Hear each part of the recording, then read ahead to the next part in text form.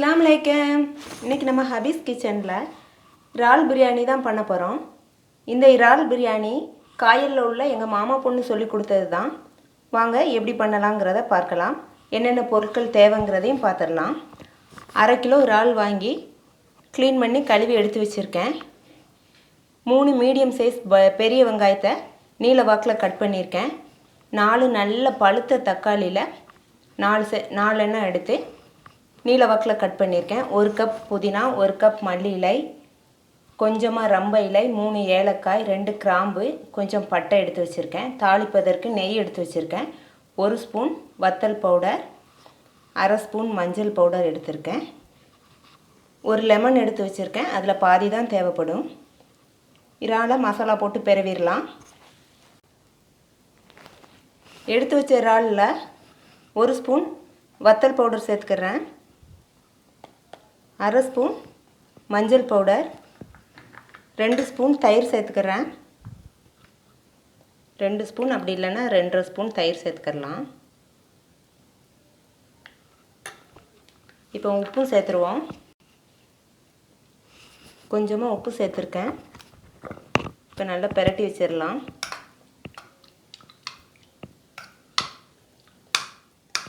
பிரட்டின இறால் 10 நிமிஷம் இருந்து ஊறட்டும். இப்போ தாளிச்சிடலாம். ஸ்டவ் ஆன் பண்ணி ஒரு பாத்திரம் வச்சாச்சு. பாத்திரம் சூடேறிடுச்சு. 2 ஸ்பூன் நெய் ஊற்றிக்கிறேன்.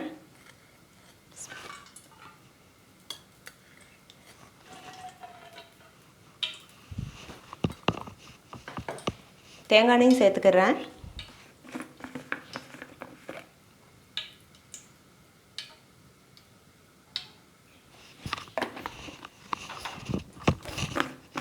எண்ணெய் சூடேறிடுச்சு. எடுத்து வச்ச பட்டை, கிராம்பு, ரம்ப இலை சேர்த்துடலாம்.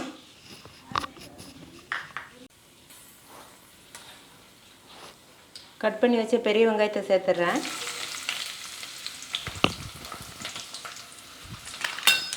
வெங்காயம் நல்லா பொரியட்டும். வெங்காயம் நல்லா வதங்கிருச்சு. இப்போ கட் பண்ணி வச்ச தக்காளி சேர்த்துட்றேன். தக்காளியும் வெங்காயமும் நல்லா வதங்கினா தான் பிரியாணி டேஸ்ட்டாக இருக்கும்.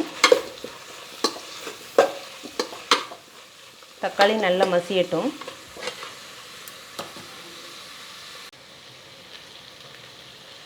தக்காளி ஓரளவுக்கு மசிஞ்சிருச்சு. 1 ஸ்பூன் இஞ்சி பூடு விழுது சேர்த்துக்கிறேன்.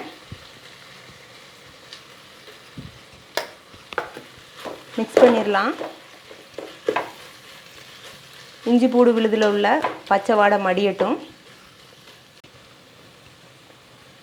தக்காளி, வெங்காயம், இஞ்சி பூடு விழுது எல்லாம் நல்லா மிக்ஸ் ஆகி பச்சை வாடையெல்லாம் போயிருச்சு. இப்போ இறாலை சேர்த்துட்றேன். ஒரு முறை பிரட்டி விட்டுருவோம். எடுத்து வச்ச மஞ்சள் பவுடர்,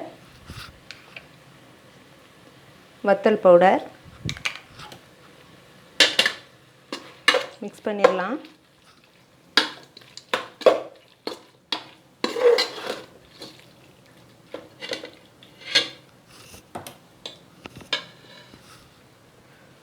புதினா இலை, மல்லி இலை எல்லாத்தையும் சேர்த்து நல்லா மிக்ஸ் பண்ணி விட்டுருவோம்.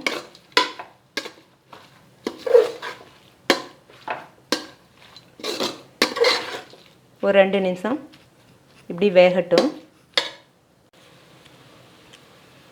1/2 ஸ்பூன் அளவுக்கு கரம் மசாலா சேர்த்துக்கிறேன்.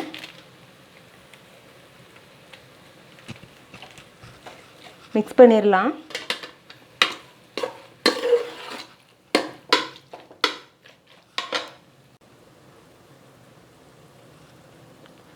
இந்த கப்புக்கு 2 கப் அரிசி எடுத்திருக்கேன். பாஸ்மதி ரைஸ் 1/2 மணி நேரத்துக்கு முன்னாடி எடுத்து ஊற வச்சு எடுத்து வச்சுருக்கேன். இதுக்கு 3 கப் தண்ணி ஊற்றிக்கிறேன். 1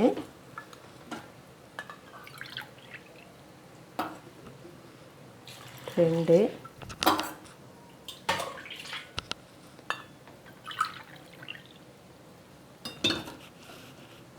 3 கப் ஊற்றிருக்கேன். கிளறி விட்டுடுறேன். தேவைக்கேற்ப உப்பு சேர்த்துக்கிறேன். ஏற்கனவே இறாலில் கொஞ்சம் உப்பு சேர்த்துருக்கேன். இப்போ கொஞ்சமாக சேர்த்துட்டு டேஸ்ட் பண்ணி பார்த்துட்டு சேர்த்துக்கிடலாம்.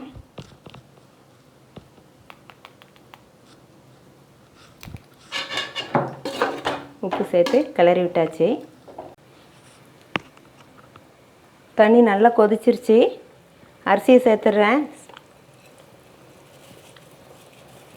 ஊற வச்சு தண்ணி வடிய வச்சுருக்கேன். நான் எடுத்த மிளகாய்த்தூள் நல்லா உரப்பாக இருக்கும், அதனால தான் நான் மிளகாய் சேர்த்துக்கிறேன். இல்லை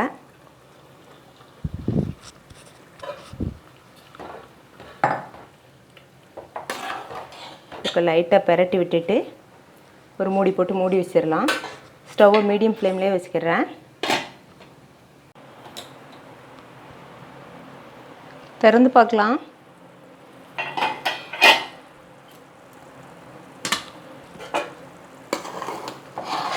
லைட்டாக கிண்டிட்டேன்.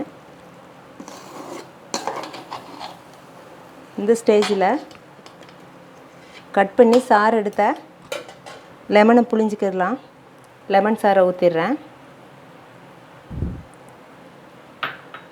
ஒரு முறை பெரட்டி விட்டுறேன்.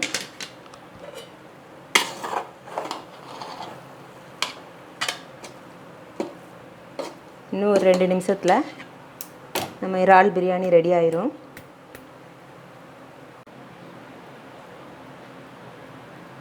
திறந்து பார்க்கலாம். பிரியாணி ரெடி ஆயிடுச்சு. இப்போ ஸ்டவ் ஆஃப் பண்ணிவிட்டு வெங்காயத்தை பொரித்து பிரியாணிக்கு மேலே போட்டுடலாம். பிரியாணியை திறந்து பார்க்கலாம். வறுத்த வெங்காயத்தை அதோடு சேர்த்துடலாம்.